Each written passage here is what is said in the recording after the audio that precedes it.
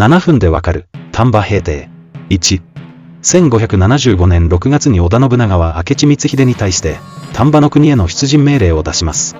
守護の内藤氏と国衆の渦氏を討伐してほしいからです。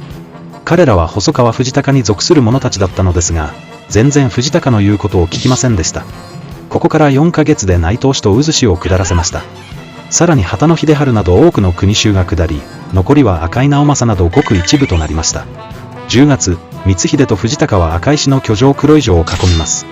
城への道の多くを閉ざし、兵糧が運ばれないようにしました。兵糧が断たれた黒井城の落城は、時間の問題でした。